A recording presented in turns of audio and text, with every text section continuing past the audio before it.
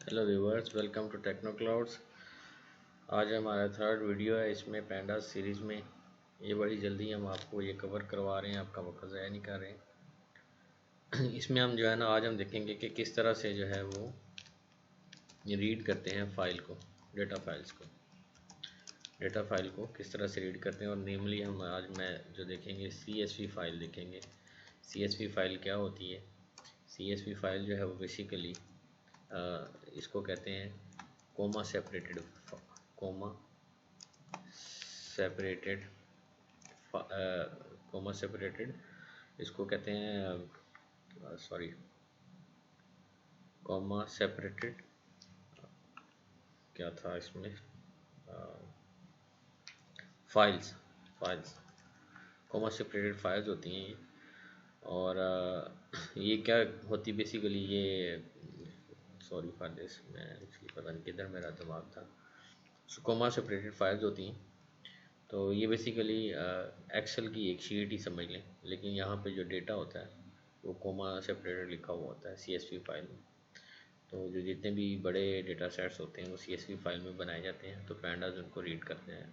तो पैंडाज में रीड करना जो है वो आसानी होती है इसमें। चलें आप देखते हैं कि पैंडाज जो है ये एक डेटा सेट है हार्ट बीट्स का बेसिकली।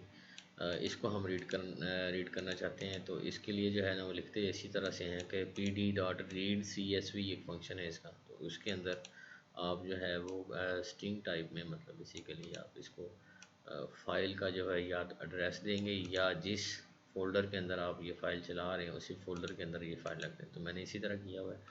मैं ये पैंडा प्रैक्टिस के अंदर जो है ये बनाया था मैंने। तो इसको जो है उसी की डेटा उसी फोल्डर के अंदर मैंने ये रखी हुई है। ठीक है, इसमें लिख भी देता हूँ ताकि आपको याद भी रहे। Place the data file in same folder और गिव फाइल पाथ। ठीक है, या फाइल का पाथ देंगे आप इसमें। तो इस तरह से अब जो है वो इसको हम रीड कर लिया हमने, बेसिकली इसने रीड कर लिया। अब इसको देखना क्या है कि ये क्या चीज़ है।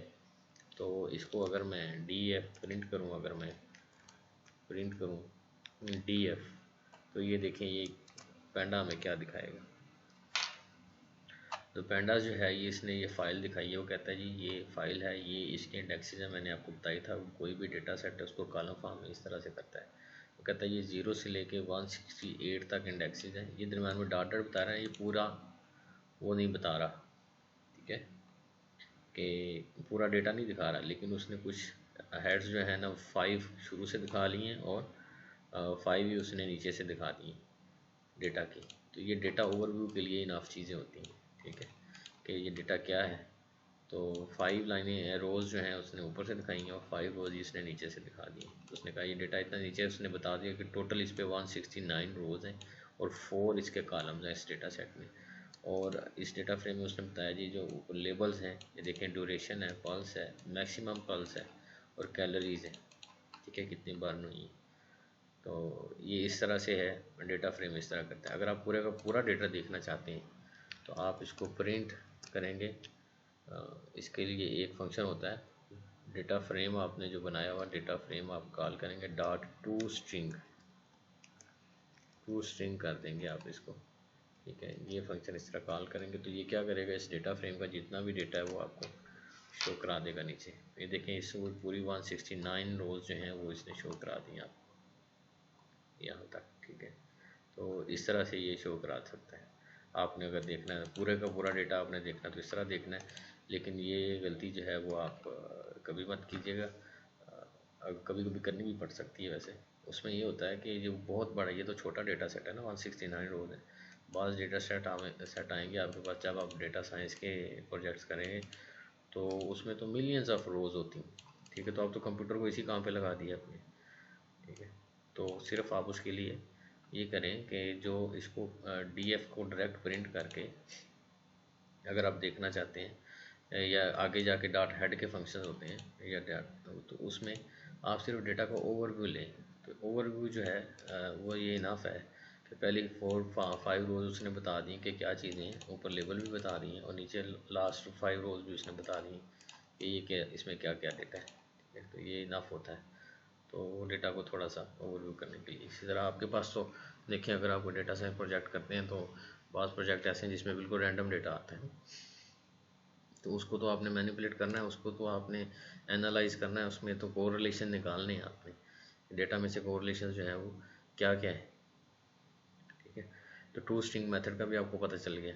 अब जो है वो अगर आप देखना चाहते हैं, एक चीज़ इसमें है कि ये देखें, अगर आप ये आपने इधर बनाया था तो इसने ये किया था, इसको जो है ना ये मैं डिलीट करूँ ताकि ये थोड़ा सा दिखाने में कर रहे, चले पढ़ा रहे, कोई बात नहीं। तो अगर एक चीज़ है कि अब देखना चाहते हैं कि मैक्सिमम रोज उसने कितनी दिखाई थी। ठीक है, तो इसमें होता है P D dot options dot display, ठीक है, डॉट मैक्स रोज। ठीक है, इसको अगर आप कॉल करें तो 60 रोज जो हैं वो दिखा सकते हैं मैक्सिमम। डी एफ जो प्रिंट है, ये वाली जो कमांड है, बेसिकली जो आपकी ये कमांड है, ये वाली, ये मैक्सिमम 60 रोज जो है वो भी दिखा सकते हैं। कोई बड़ा सेट डेटा सेट होगा तो उसके लिए दिखा देगा।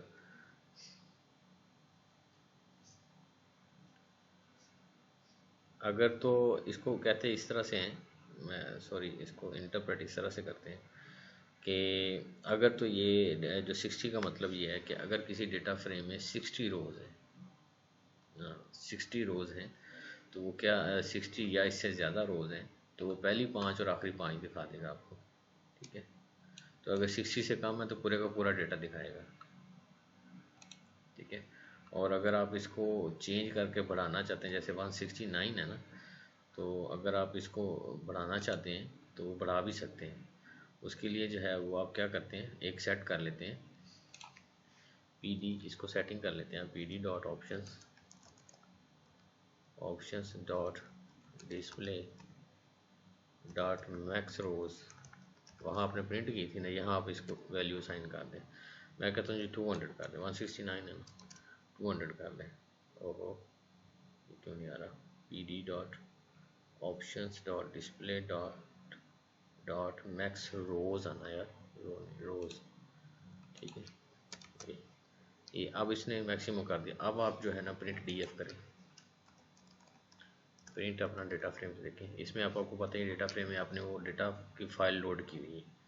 ठीक है, तो वो उसकी 169 रोज है। इसको आप देखें, ये देखें आप, इसने पूरी की पूरी प्रिंट कर दी क्योंकि ये 200 से कम थी, तो 200 से कम वो ये कर रहा है वो। ठीक है, तो अगर इसको दोबारा वापस अगर आप 100 पे सेट करते हैं या 60 पे सेट करते हैं, मैं 50 पे सेट करता हूँ, P D dot options dot display dot max rows, जी कुछ मैं कहता हूँ जी 50 का डेटा, अगर मेरे पास 50 रोज़ का है तो मुझे सिर्फ उसकी पहली 5 और आखिरी 5 दिखा दो। ठीक है, तो अब मैं अगर प्रिंट डी एफ करता हूँ तो ये इसी तरह दिखाएगा, पहली 5 रोज़ और आखिरी 5 रोज़ दिखा देगा। तो ये डेटा ओवरव्यू के लिए होती है ये चीज़ इस तरह से। ठीक है, तो आज के लिए इतना ही काफ़ी है। नेक्स्ट लेक्चर में हम आपको और चीज़ें सिखाएंगे पैंडास की, और इनके निकालने सिखाएंगे कि इस CSV फाइल में से आप कोरिलेशंस किस तरह से निकाल सकते हैं। ठीक है, thanks for watching, please subscribe कीजिए, लाइक कीजिए और बेल आइकन के बटन को प्रेस कीजिए।